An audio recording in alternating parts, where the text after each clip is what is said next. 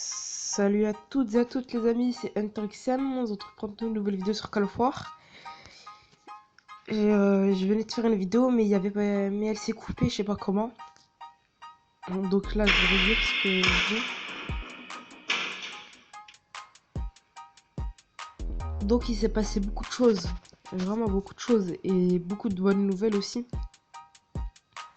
Je vais tout vous montrer.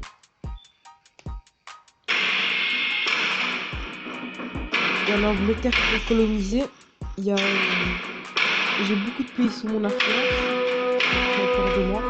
J'essaie d'en avoir un peu plus, parce que plus j'ai des pays sous mon influence, plus je protège mes frontières.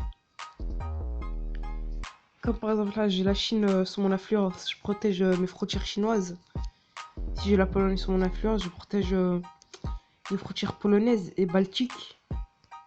Et voilà, vous avez compris. Donc, l'Allemagne a fait sa première percée en France, il a pris Nancy.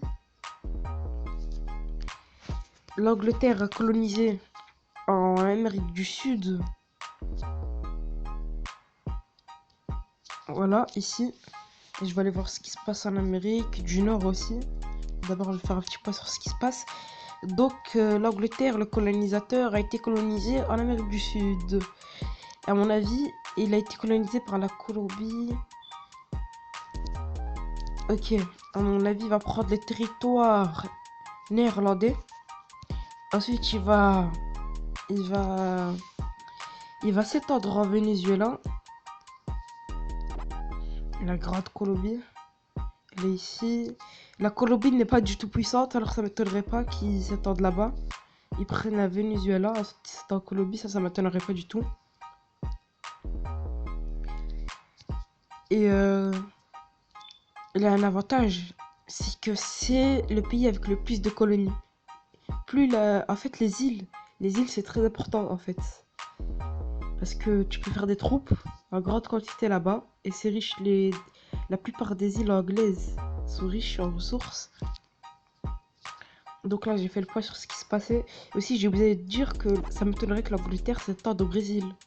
Le Brésil est puissant aussi. Et l'Amérique qui est sous mon influence, a fait sa première percée en Hermosillo, au Mexique. Il n'a pas beaucoup de troupes comparé à mon pays. En fait, mon pays, c'est la première puissance mondiale. Les autres pays n'ont presque pas du tout de troupes. Ils ont quelques milices, quelques tanks et voilà. Moi, mon pays, il est rempli de troupes. Regardez, son pays, il est vide. Si je l'attaque, je peux tout prendre. Et voilà. Euh,